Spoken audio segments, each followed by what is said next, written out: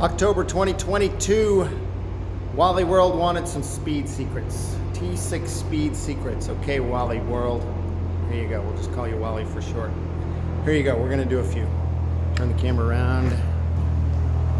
So we'll start on kitchen pass because that's the airplane I'm standing in front of. Aerodynamics. There's an airplane going by. I apologize if you can hear that. So what makes a T-6 go fast? What makes anything go fast? Horsepower and aerodynamics. You can say pilot and you can say all that, but that's the pilot is not the point of this discussion. So we'll skip the horsepower for the moment and let's go to aerodynamics. Let's start at the tail.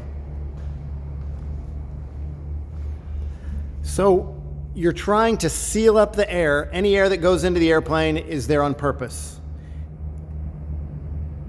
And you don't want any air coming into the airframe that is not required. Dave Cornell used to say at the rare bear speeds, if you had a 1/4 inch hole, he was probably talking about the cowling.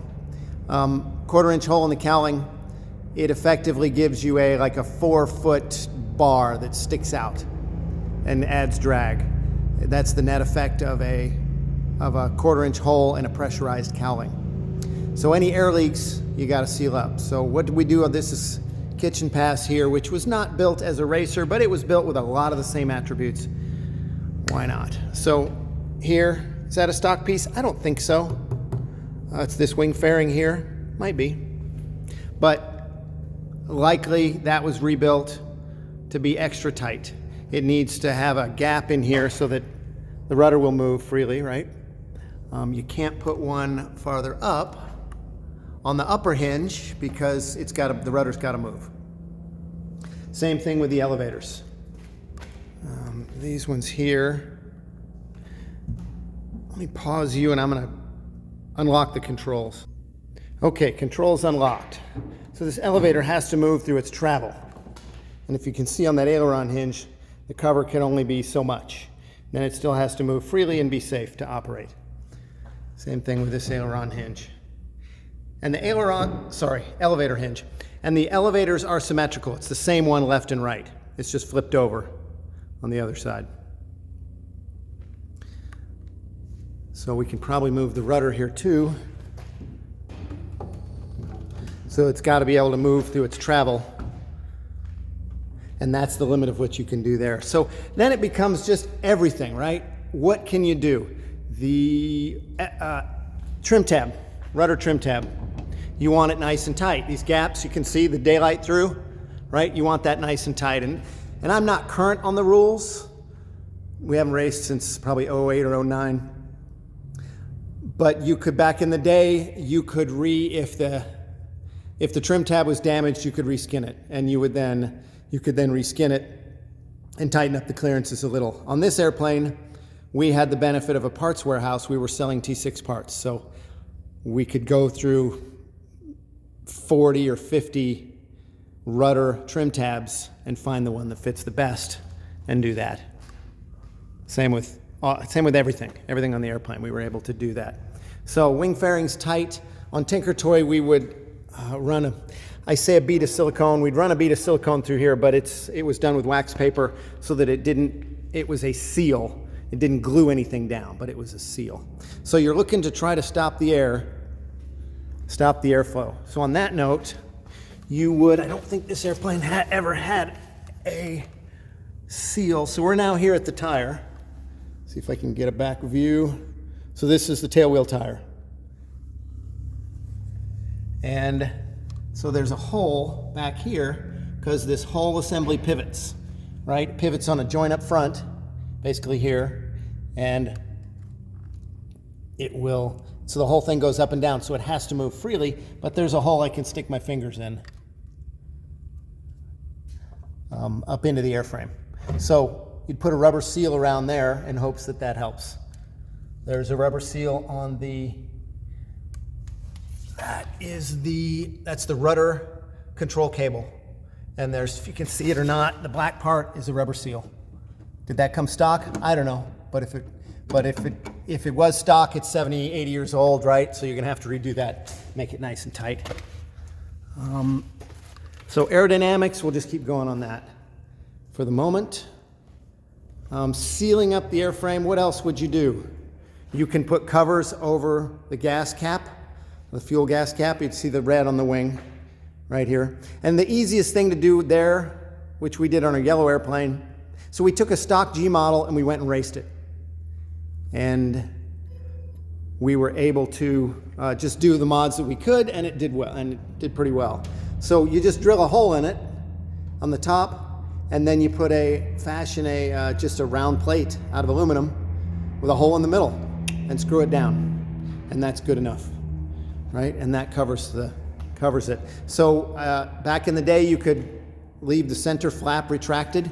There's 3 flaps on this, 1 on each wing and 1 under the center section. So full span flaps until you get out to the aileron to aileron, full span flaps. And so we bolted up, disconnected and bolted up the center flap and then sealed it. You seal inside and outside. And so anytime you have anything apart, you seal it. So when the flaps are down, there's lightening holes in the spars and all the metal in there. And so we dope and fabric and Tinker Toy, we took some fabric and some dope and sealed every hole. Doesn't really weigh anything. And so we did that. So before you bolt the center flap up, you'd seal everything. Went through, and really we had the wings off of Tinker Toy and this airplane, of course. And you seal everything that you can reach. Before you put it together, you seal all the holes so there's no air moving. You don't want any air moving. One story on the Rare Bear, if you ever looked at the Rare Bear, it's got short ailerons, right? Because of clipped wings. And on the inboard side, this is my recollection, somebody can fact check me for sure. On the inboard side, it's lined up with the rib, right? So it's straight. But outboard, when they cut the wings off, it makes it, it's not lined up with the direction of flight. And I asked Dave about that, and he said, we tested that, and there was no air leakage top to bottom, so we just left it alone and didn't remanufacture the ailerons and the wingtips to fix that, because it just was not a problem. And then contrast that with, say, Strega or Dago that had, I think Dago did, but certainly Strega, which had end plates on the ailerons. Maybe that's for better control with their short ailerons, I don't know. What else coming around here? Obviously, we would lose the wing tie downs. We had ground down. We had changed the aileron up. What do you call that? Massaged the aileron hinge a little bit, smoothing it out, because it sticks out in the wind. And if you can see this screw here, that would be not acceptable on Tinker Toy. It's just that screw's way too big, and it's got a bunch of washers on there, and I'm not sure why it's that big. But it's fine, works great, lasts a long time. But you wouldn't accept that on Tinker Toy. You'd try to go to smaller hardware and smaller everything that you can. And mind you that Tinker Toy, and this one too, is an experimental airplane. So once you're doing all these mods on it, it's tough to do that on a certificated airplane and still remain legal. Although with our yellow airplane, it was a G model, and we did, I can't remember I think we eventually made it, experimental, but we had 337s for every mod. All the mods had 337s. So like if we get under here, we don't have any wheel seals. But you'll see different, if you look at the races, you'll see different kind of wheel seals. I think the best set is right out here on the end, because the tire, so a T-6 wheel, when it retracts into the wheel wells, it sticks out. The tire sticks out about halfway. And if you look at some close-up shots, you'll see that. So you have half the tire sticking out. So you try to have seals that seal the gap between the tire and the May West, right? And Tinker Toy actually has existing seals up inside also. And then we added some out to the outside. We did that. The Harvards have different May Wests that are not as smooth here, so we got a different set of May Wests and that are smooth like this one. What else we got here? Oh, with the tire hanging out, we would then contour the tire, because this whole part, half of the tire, sticks out. So we would literally if you jack the thing up, on a wing jack. So the wing jack is right here. And you just put it on a wing jack and jack it up, and it extends the oleo strut, and then the wheel spins, wheel and tire combination spins, and that's how you would remove the tire to service brakes or whatever you wanted to do. And then we got an angle grinder with a big ass grinding wheel on it, and we ground the tires down to make them smoother, right? And then you fill in the bead with silicone. You make your nifty caps fit really flush. These are not great. A little bit of a lip there, and so you make everything smooth. Now also mind you that we used Convair nose gear tires on Tinker Toy, and recaps. You want recaps because recaps are skinnier. They're skinnier across the bead here, and they're better for shaving down. So you end up doing that, of course, too. And you got to make sure all your gear doors fit appropriately. We changed a gear door one time at Reno. I went back, it was failing, and I ran back to Auburn because it's a 2-hour drive, and I got the gear door, new old stock out of our warehouse, and we put it on and swung the gear, and it didn't fit. Just, half an inch off. So we had to massage it. I had brought us several of them, actually, now that I think about it. So we ended up putting on a used one that fit a lot better. But you cannot take for granted that North American made every piece exactly the same. Sometimes you got to massage them a little bit to make them work. What else in here? So there's a short exhaust stack on this airplane, and that's what you would use for racing. The theory being the bigger one has a big bulb and comes out, and the theory is just flush it off. Of course, that burns the side of the airplane, as you can see, with the hot exhaust, but that's the way it goes. We removed, maybe it's on the other side, there's an air inlet vent.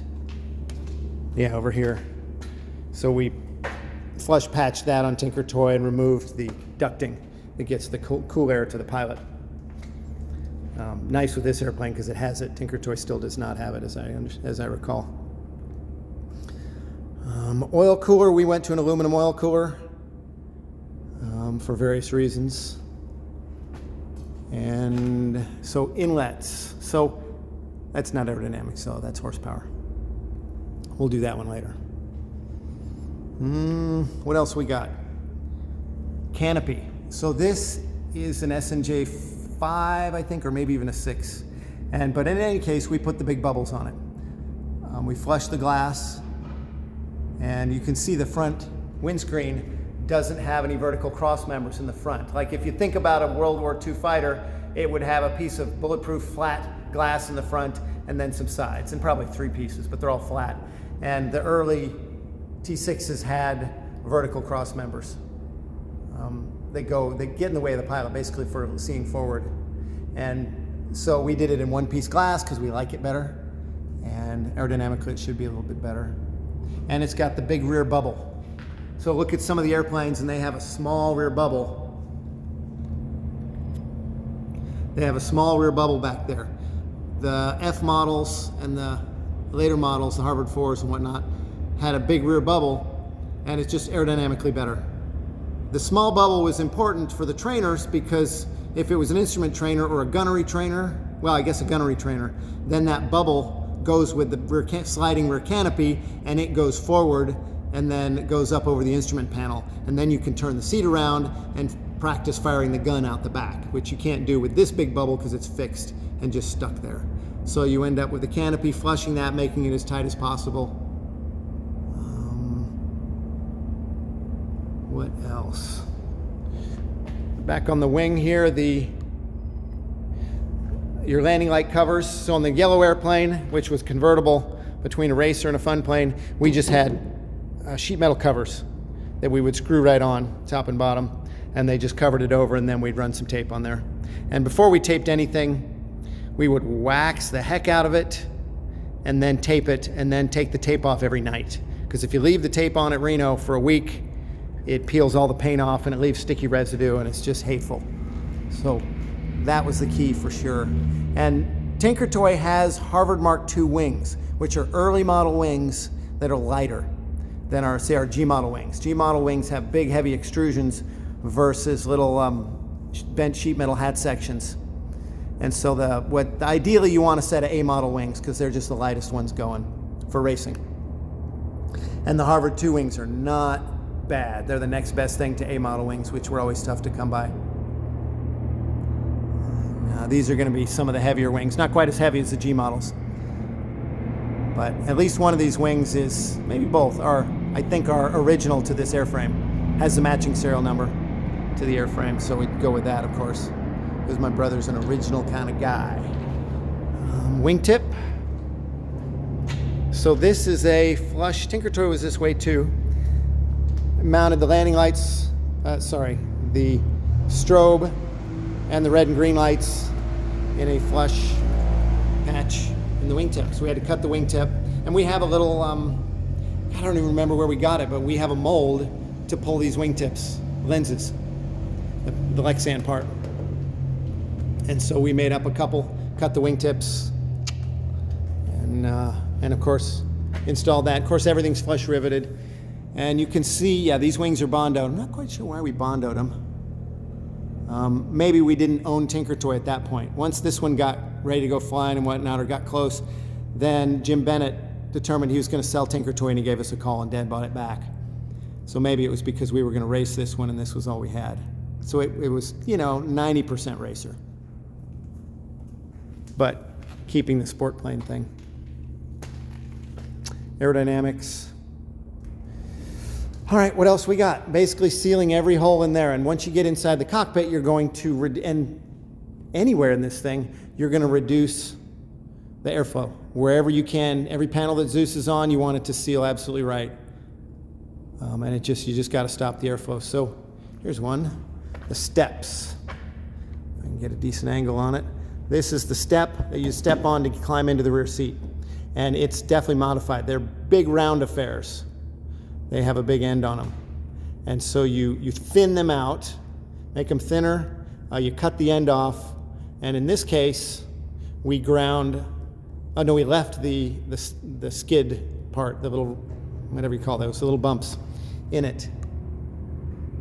Whereas I suspect early on in Tinker Toy, we had ones that didn't have the bumps. And maybe it still doesn't. I don't know. But we had enough of these that if we cared, because you can bust your ass on these things for sure. Tinker Toy, likely we have a second set. One that's smooth and one that you would use for the rest of the year. Because we did like to fly the airplanes. It was always key. What else aerodynamically? So you can see the gaps. Zoom you in here. See the gaps in the cowling, the aft part of the cowling, and the accessory section. And I remember back in the day, John Moore had built up Bad Company, and they flushed most of this here on the gaps here for the accessory section. They flushed most of it, and then I think just had a little bit of air that had come out here. And what that is your oil cooler air is going to come out. And any cooling for, let's say, your magnetos. It seems like there's some that go to the rear spark plugs. That would need a place to come out. Because once you seal this thing up, it's not going to leak very much, and you could get an overheating gig going on. But this cowling, although it looks a little large, is actually tapered down a little bit in the back. And John Moore taught us that also with Sherman. So Sherman Smoot flew Bad Company to victory. And they had choked down the cowling, I'll call it, the trailing edge. And so when you're going to do that, it's a sheet metal bonanza. Man, it's, you don't, because then nothing fits. So let's talk about that for a second. So the cowling, if you look at a stock T-6, the cowling will come up to the back, and there's, I don't know, I'm guessing a 3-inch gap in the back. And they're so old that it's all, anyway, everything's bent and whatnot. So when you rebuild the cowling, you end up tapering it down. You get to the high point where the cylinders are, where it butts in against the cylinders, and then comes to the back. And what you want is minimum air going through, because there's a whole lot of air going into the engine that you don't need. So you can choke it down. And it's not any different than cowl flaps on, say, a Corsair, or the oil cooler on a Corsair. You can close the door, or a Sea Fury. You can close the door and stop the air from coming through that oil cooler. And that's the same thing with this. So you end up choking it down. But in order to lay the sheet metal over the top, it's no longer a flat piece of metal. It's all tapered. So it takes some good sheet metal guys and some patience and a good workbench, and they can do that. What else? So when we go racing, when we were going to race the yellow airplane, we had an airbox, which we'll get to in the horsepower section. I don't know a ton about the horsepower because I don't build motors, but I know a little.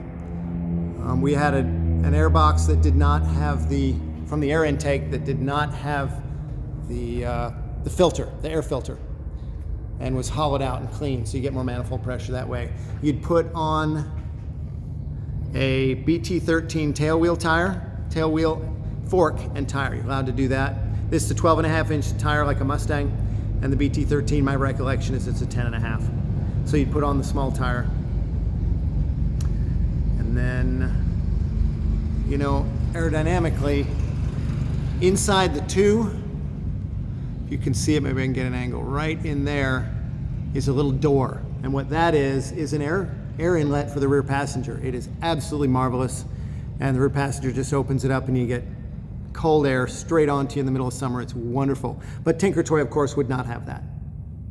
There's an hydraulic fluid door to the left, right at the tip of the two, and that one has to be there so you can check your hydraulic fluid. But anything else we could take out when Tinker Toy is gone. And I can't get in the hangar at this second that Tinker Toy is in. Otherwise, we'd be doing this around there. Maybe we'll do another one with that. Otherwise, those are the major mods. And then it's really just staring at it. And then I will say, when we did our yellow airplane, we're now underneath, right? You got wheels here, and there's a center line of the airplane here, and there's, I don't even know, 100 screws that hold the stress doors up. That's where the fuel tanks are. And they become an integral structural part of the wing center section, which holds the whole deal together, right? And the screws on our G model were all round-headed screws. So we had to, after 50 years, we had to remove those screws because I'm not sure they've ever been off. And these guys here.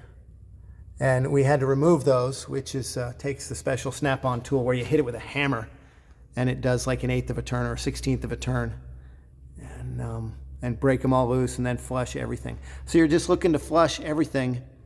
And I can see the fuel drains are not normal fuel drains. I mean, they're a style of normal fuel drain, but these ones, and they're just little round suckers because they're better aerodynamically. And all the tubes and piping and anything else that came out the bottom is either cut off or rerouted or something else done with it, right? Just so that you don't have that. Another cool thing in Tinker Toy was up here is the gear latch. Hopefully you can see that. Yeah, it should work. Right up here. So this is the gear hanger. The landing gear leg goes up and clips into there. And then when you pull the handle to lower it, it pulls the latches out of the way. And then the gear free falls. But right here is an open hole into the accessory section. The part where I said on Bad Company, John Moore's other airplane, they had necked down all the airflow out of the accessory section. So this is another place where you just have gaping hole that needs to be sorted out, whether air's going in or out. I couldn't tell you because you had wheel seals here. It probably is pressurizing the accessory section if I had to guess, because you're trying to keep the air out of this wheel well. And all these little holes here and here, those all had to be sealed up, doped up and tightened up. And you're just sealing everything you possibly can. Anyway, I have gone on long enough. I apologize for going on so long. If you got more technical questions, let me know in the comments. I will do my best to answer them there, or if it's cool enough, we'll make up another video. So find me some cool questions and we'll do it. And critical mass tail cone there. Yet another story.